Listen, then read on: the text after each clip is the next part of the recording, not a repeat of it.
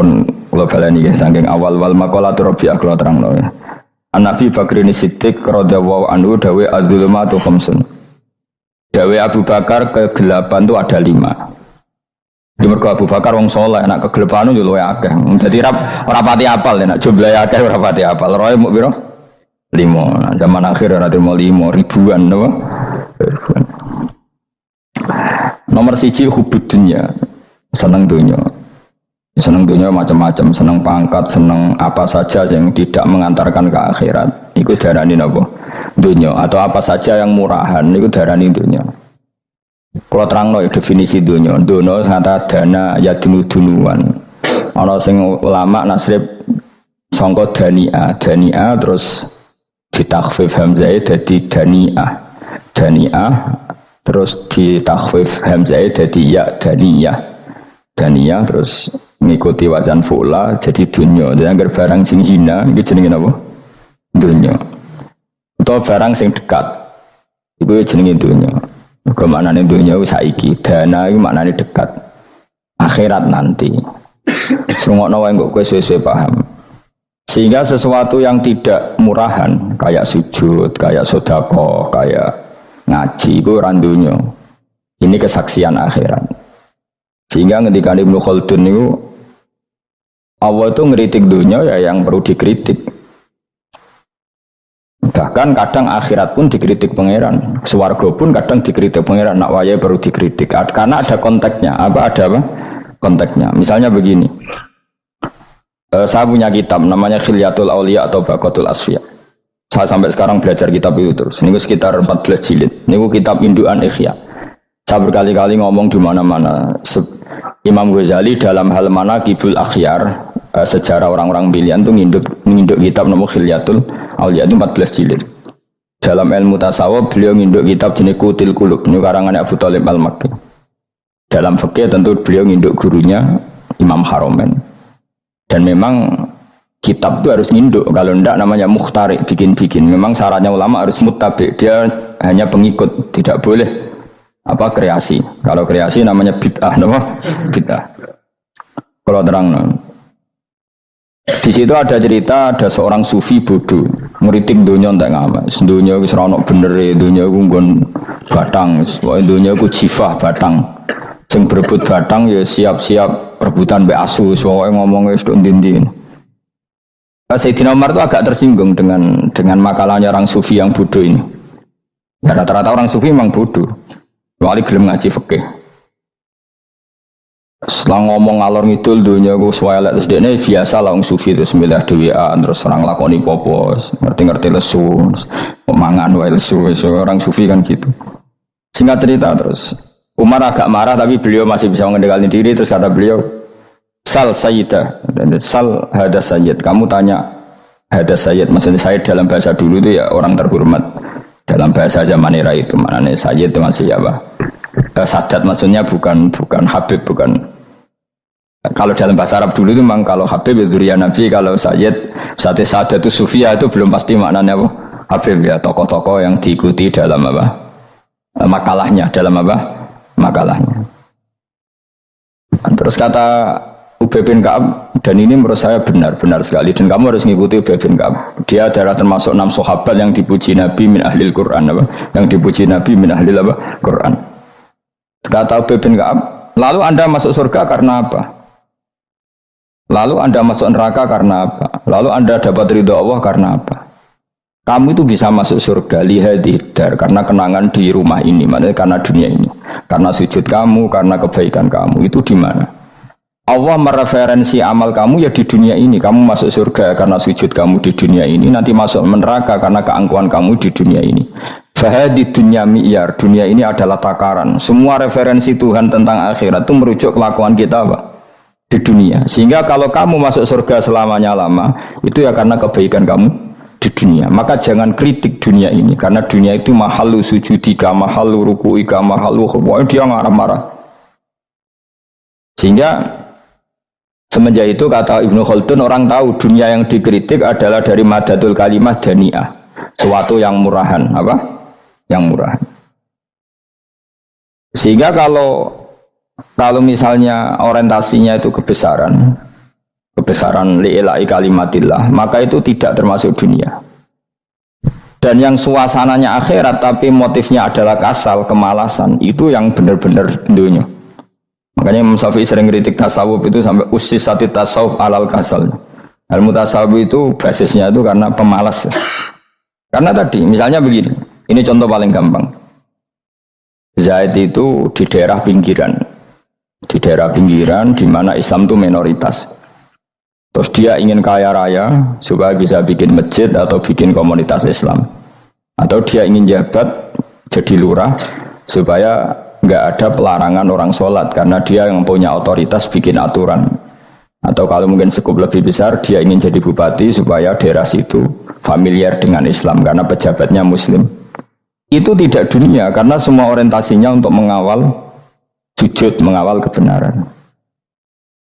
Tapi kalau kamu di daerah pinggiran, kemudian milih dhewean, kabeh kersane pangeran, sidik-sidik kersane pangeran, terus kamu meninggalkan aktivitas dakwah, itu yang dunia, karena motivasi kamu adalah al-kasal, males dari mewarnai buminya Allah ini dengan sujud.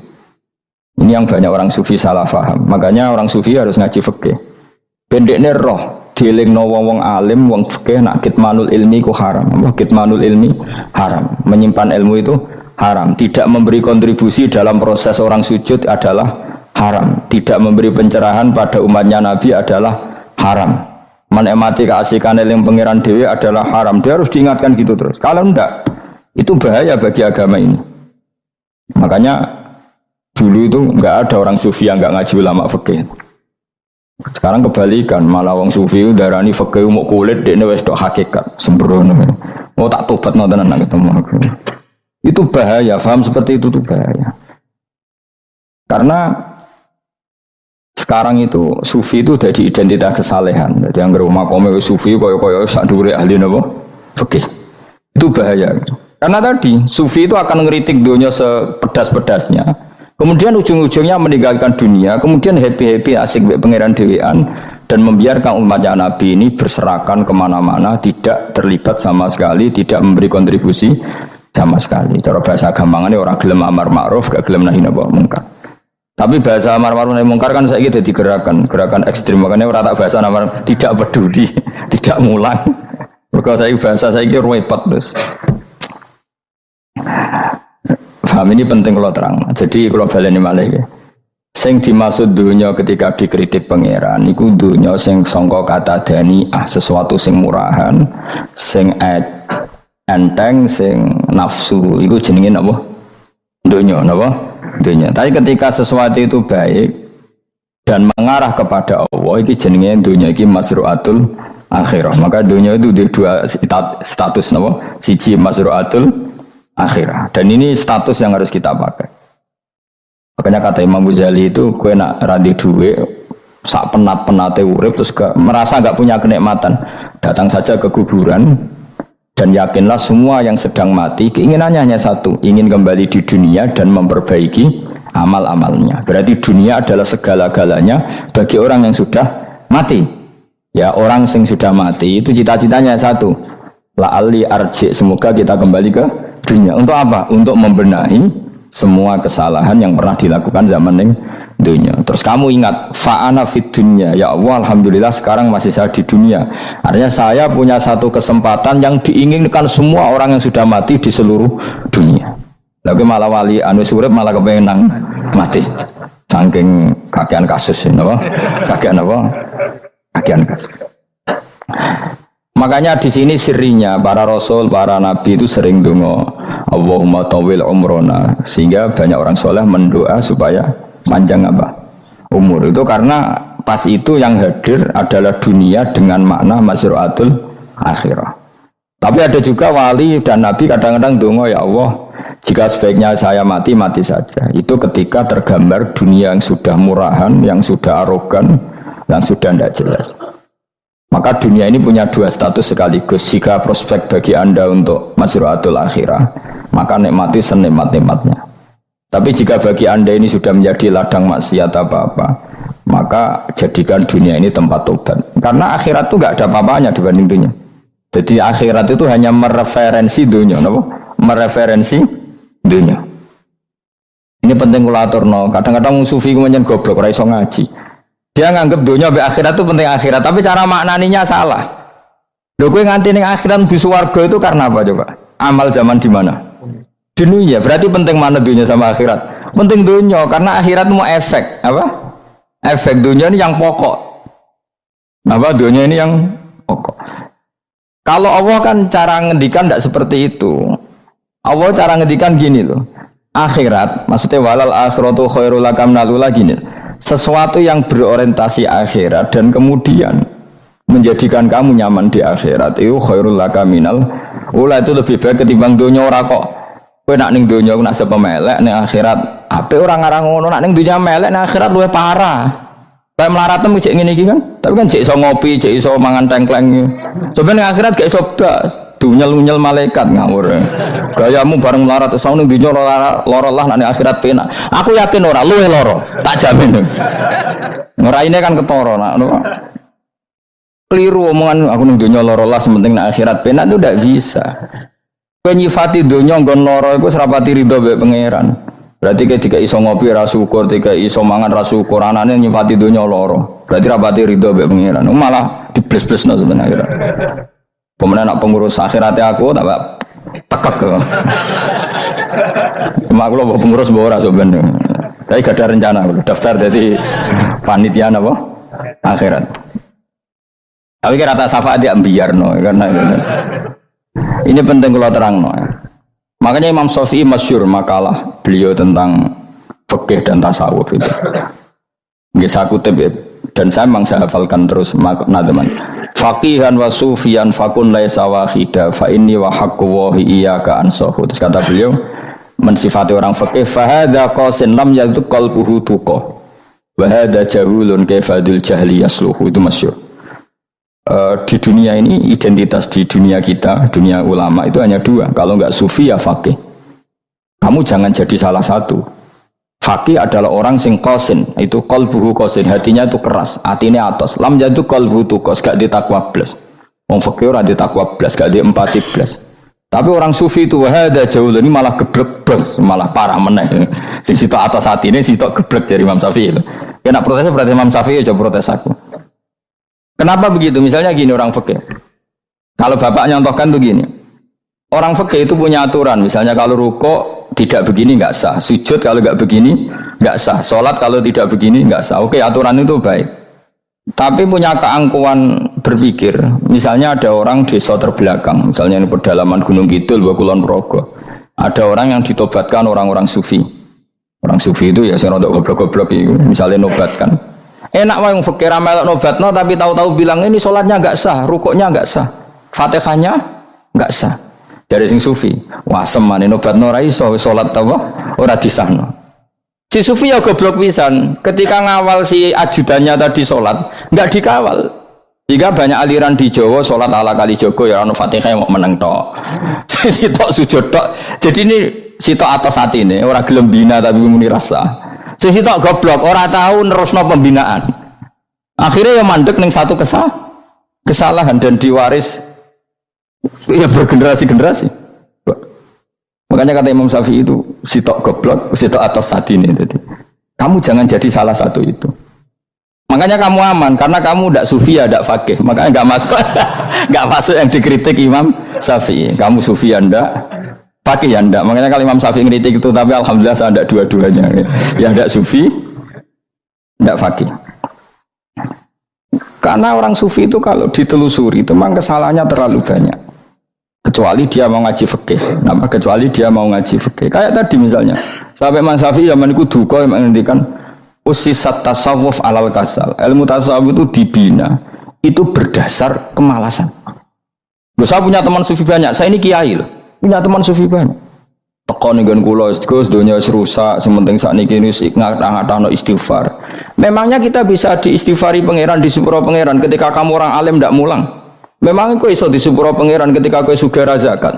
Memangnya kok iso disepuro pangeran wis kere ra nyapu masjid teko Jumatan, bareng ngrokok itu usep-usep ning pojok masjid bar mulai. Enak wae. Ana keran coplok wis dibarno. Memangnya kamu bisa jadi orang miskin seperti itu kemudian dimaafkan Allah? Ndak bisa. Kamu harus terlibat dalam proses sholat. Wis kere ya urun gawe kran, misale ra ngono ya urun masjid ya nyapu-nyapu, sing sugih urun dhuwit, sing alim urun mulang. Kok enak. Dunya mbok anggap rusak terus kabeh dhewean. Menengi sampean ke dhewean neraka ra tak baturi ya ngono. Ndak bisa, sufi seperti itu ndak bisa, tuh kriminal. Malah Imam Syafi'i dalam satu makalah kowe esuk tasawuf, awan wis rondok ngene. Saking ekstrimnya beliau. Nah, kenapa Imam Ghazali muji orang sufi? Kitab-kitab Risalah Kusyarah muji orang sufi itu sufi-sufi yang kayak kowe. Sufi-sufi yang belajar fikih, napa? Sufi-sufi yang masih mau belajar fikih. Kok enak? Jadi sufi itu maknanya sidik-sidik. Zaman wis rusak itu tidak seperti itu. Nak rusak ya amanat pengiran kon melok dandani. Nah, ketika rakyat didandani sebetulnya enggak masalah, kan ada alternatif. Misalnya gini, ada mobil rusak enggak bisa dipakai. Memangnya mobil hanya itu. Kan ada mobil yang lain itu jenis fakih. Ini enggak, kamu punya pemimpin hanya 2 atau 3 lah biar enggak nyindir. 3 atau 4 lah. Ketika 4 ini orang ini gagal, seakan-akan Indonesia gagal. Memangnya Indonesia hanya punya orang 4 itu. Goblok sekali kita berpikir gitu. Segoblok-gobloknya apa? Memangnya Indonesia itu milik siapa? Kenapa kamu menggantungkannya sama 1-2 orang, 3-4 orang? Gampang aja cari alternatif. Terus tapi kan harus lewat pemilu, khusus ngenteni pemilu 5 tahun cepat. Mustafa Rokin jokno jadi calon presiden. Nak kemen jadi negara tahlil. Karena dekne piye, apa ngomong ekonomi ya ora iso. Ngomong wisata ya haram, ngomong budaya haram. Ngomong badan usaha milik negara ya ora roh dene. Lemono langsung dibagi-bagi. Tapi kelirunya kita selalu begitu. Ketika kecewa sama pemimpin, seakan-akan dunia ini tergantung pemimpin itu. Mana ada dunia ini dipasrahkan sama makhluk oleh Allah. Dunia ini milik Allah, nggak pernah dipasrahkan makhluk. Bahkan kiai mati pun nggak ngefek pada agama. Dulu sahabat meninggal agama jalan, wali songo orang-orang pilihan meninggal agama jalan. Karena Allah tidak ridho dunia ini, agama ini, dunia maupun agama dipasrahkan sama seseorang. Allah yang mengurus dunia ini. Apa nak konglomerat mati terus uang melarat kabeh? Enggak kan? Apa nak wong soleh mati terus wong bejat kabeh? Ndak. Allah yang mengurus agama ini, mengurus dunia ini. Saking goblokem, nak ono kecewa mek makhluk ini. Terus ya Allah, terus seakan-akan dunia ini runtuh. Ono pegatan sakake saiki ora ono sing lanang. Banyak orang pegatan terus untuk bojo luwih apik. Bojone mati sing wedok malah makmur akeh to ora.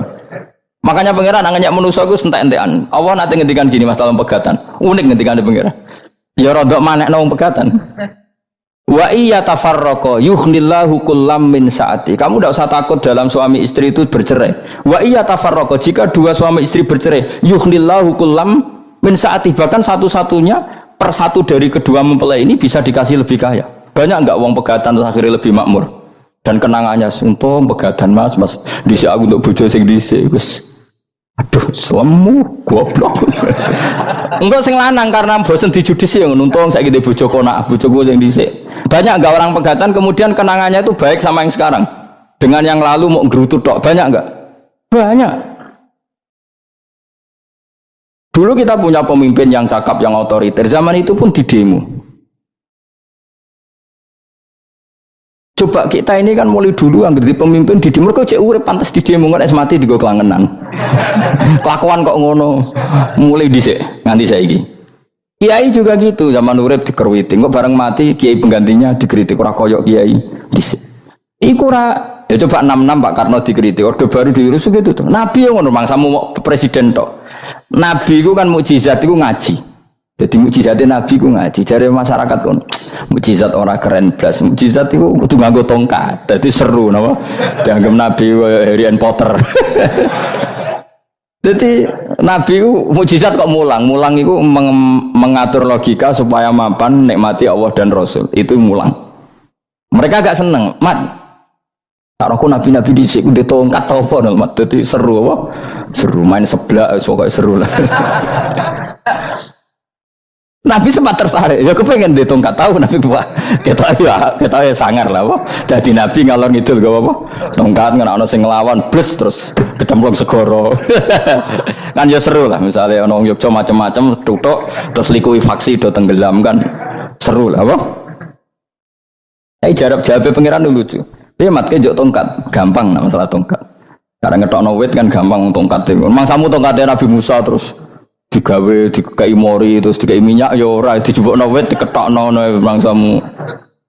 Wong sing hebat itu sing nyekel dul ora apa. Ya jajal to kate Musa tak kena kowe. Iku ora ono pengaruhe.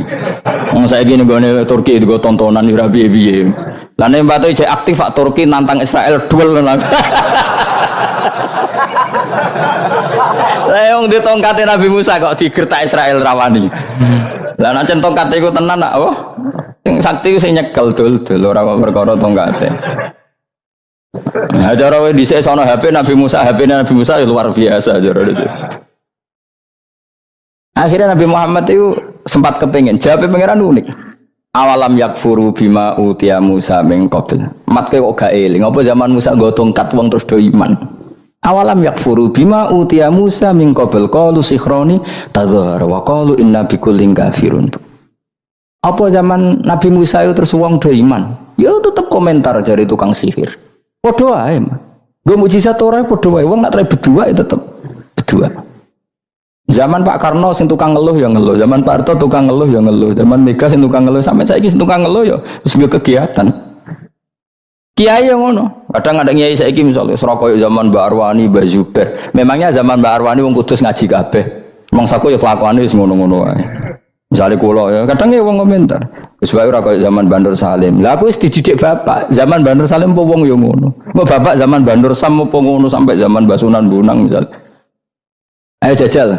Masa wong Yogya saiki ora koyo zaman Bali Maksum Mbah Munawir. Memangnya zaman iku wong ngaji kabeh. Ya ndak juga kan sarahku kiai nak ngaji sing ngaji wong ngono-ngono iku pancet wong iku. Itu pengalaman. Mulane ketika Nabi Muhammad kemudian dimujizat ke Nabi Musa jawab pangeran we awalam yakfuru bima utiya Musa min qabl. Apa zaman Musa terus do iman mat. Padha wae nggo masuk go tongkat ngalor ngidul ya. Biasa wae mat. Gak usah mujizat-mujizatan mulang wis enggak ada. Lho kula lho mau tawani pangeran mukjizat kok sangkare Musa. Kula mboten purun. Ya perkarane kok malah lucu. Nabi ngalor ngidul go tongkat. Nabi Musa itu tongkate biasa kan sing kondang ke wonge. Lah saiki ejek ning Turki. Nek kata tenan jek top Israel tuntas ya. Suwabet terus likuifaksi tutup suwabet meneh dadi negara bebas wong Israel. Terus Rajab Tayyip manggon kono. Iku aneh-aneh wae. Makanya penting yang dikatakan mukjizat yo ngaji. Ngaji itu bisa membentuk yakin. Yakin itu bisa membentuk tahqiq. Nah caranya yakin gimana tak warai kan ben dadi wali. Wali sing jalur ilmu, jalur melarat wis kowe luwih iso lah. Wali ku jalure akeh. Alim ya iso dadi wali, zuhud dadi wali, melarat ya iso dadi wali. Syaratnya ridho ora kepengin sugih. Ya syaratnya melarat dadi wali ridho ora terbersit kepengin sugih ora tau muni lho umpama aku di dhuwit ora dadi wali, muni umpama tok wis ora dadi wali. Jadi fa inna law taftahu amala syaiton karena mengatakan umpama iku wis buka pintu setan. Jalur apa ke? Nak alim syaratnya hafal Quran, hafal ribuan hadis. Ayo nak zuhud syaratnya radhi HP, rawi anan. Nak fakir ra oleh diangen-angen. Ayo milih ndi? Apa rasa dadi wali? Enggak usah ya. Kalau terang ini penting. Kenapa saya sering kritik orang sufi? Karena sufi sekarang itu beda dengan sufi dulu. Di Jawa Timur itu keluarnya para kiai ya gitu. Kalau ada orang ikut tarekat tertentu terus gak gelem ngaji takrib, akhirnya elinge pangeran sewengi tapi sesucine keliru. Masalah didik anak bojo keliru karena ya mau sementing la ilaha illallah terus maca la ilaha illallah terus itu gimana?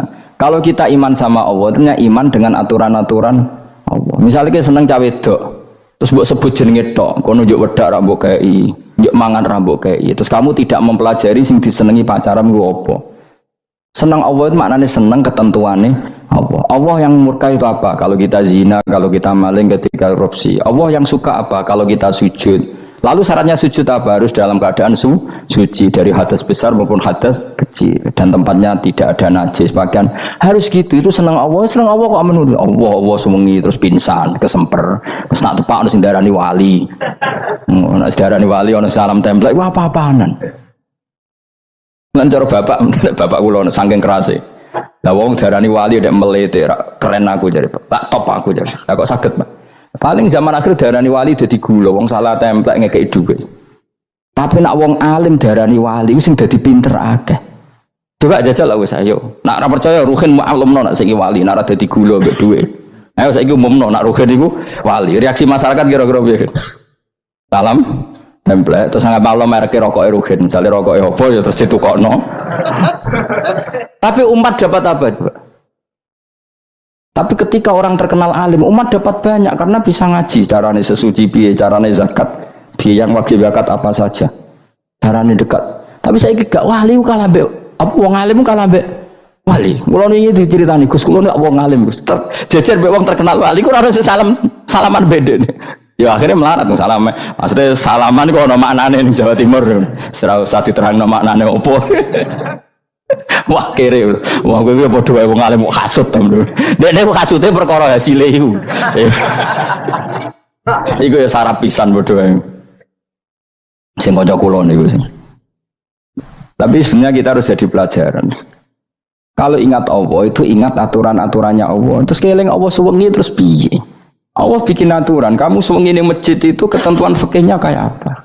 Kalau istri kamu sakit, anak kamu sakit, kamu wajib ngurmat anak bojo dan itu juga perintah Allah. Terus eling Allah dulu nggak ada zaman Nabi seperti itu. Nabi itikaf suwengi ning masjid busuk pikir wiridan, itu ya mulang biasa. Wiridan sekadarnya, habis itu Nabi yang ngajar biasa. Siapa yang tanya tentang haid, siapa yang tanya tentang ghanimah, siapa yang tanya. Jadi yas'alunaka 'anil anfal. Ketika mereka iskal, lalu ghanimah cara bagi gimana ya Rasulullah?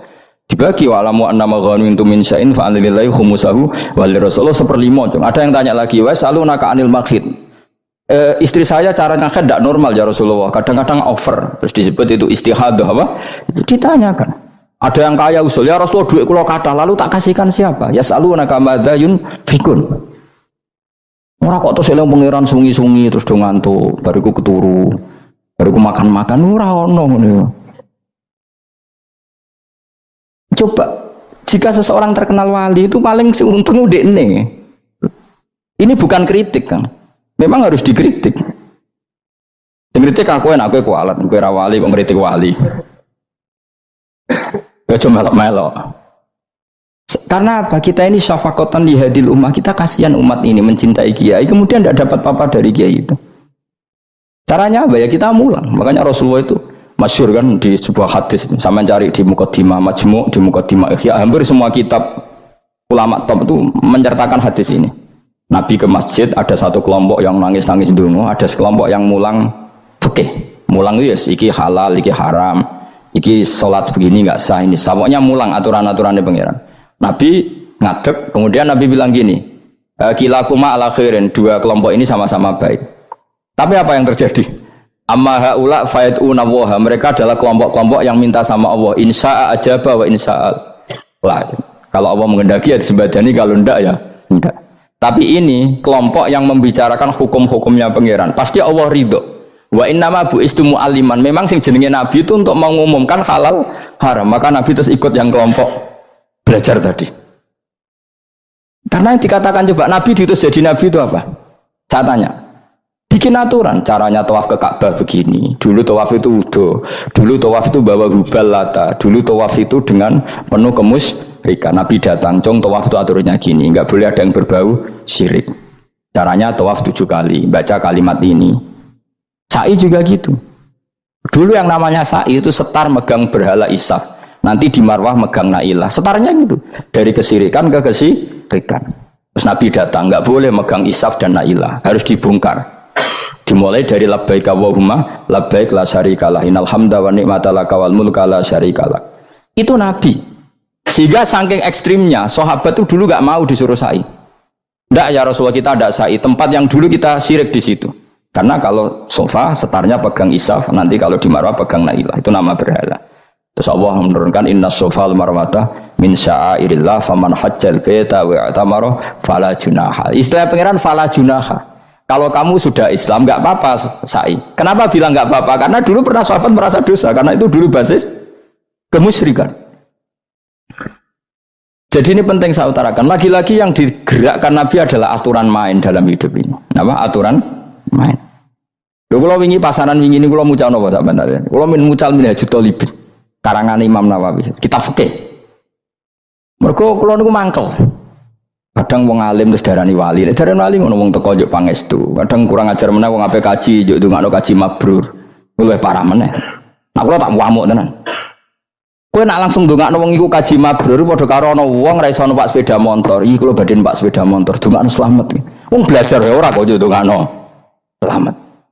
Mestine iku takok sik carane numpak sepeda motor piye lagi yo ndongakno slamet. Wong isi iso ora mesti slamet. Iki rong iso apa? Ya iki kula badhe numpak sepeda motor ndongakno slamet. Aneh gak pertanyaan seperti itu? Permintaan minta selamat ketika kamu tidak bisa naik motor itu aneh gak? Aneh. Kalau kamu mau haji, takok sik syarat rukunnya haji, baru minta didoain haji mabrur. Ini ndak masyarakat tahu-tahu minta haji mabrur. Oh nak tonggo kula tak bisa itu. Untung ngomong Rembang rawat aku loh. Jadi ora ono sing wani. Agar mereka haji, Gus kula badhe haji supaya sah piye Gus. Tak ulang kan. Tak ulang tenan piye. Selain tentu belajar di manasik. Paling ndak dengan fatwa seperti ini orang terbiasa nak tekone manasik ku dirungokno. Napa? Kadang ya ora tekone manasik ngantuk tok. Itu tidak bisa, harus diwarai. Misalnya tawaf dimulai dari Hajar Aswad dan usahakan menjauh dari Ka'bah 1 meter atau setengah meter. Karena kalau terlalu mepet Ka'bah, takutnya tadi nginjek pondasi Ka'bah. Jadi tidak ngitari Ka'bah tapi tawaf di atas Ka'bah. Kedua, kalau terlalu dekat, kiswah Ka'bah itu mulat tohah bitit. Kiswah Ka'bah itu penuh dengan minyak. Dan kalau terlalu dekat menyentuh, padahal orang ikhram itu nggak boleh nyentuh kiswah. Jadi harus diterangkan. Malah gue kaji marugih kalau gitu terus dungo nangis servisnya akeh. Lu apa-apaan? Mau dibawa kemana agama ini? Kemudian sing juk dungo suga gini nangis tenanan oleh nyangone luwe akeh. Nah cara bapak nangis itu seruwet zaman. Serasa nangis anak jadi kiai. Pokoknya ulang nak ragilem wis buan nus. Tobat song ini tobat ya marah ini utaknya ini gimana? Coba contohkan analogi hal yang gampang. Ono wong ra iso numpak sepeda motor datang ke kamu minta didoakan selamat, aneh ndak? Urutannya ya belajar apa? Terus ono wong ra iso salat, ih dongakno salat kula niku makbulah. Makbulah mbahmu.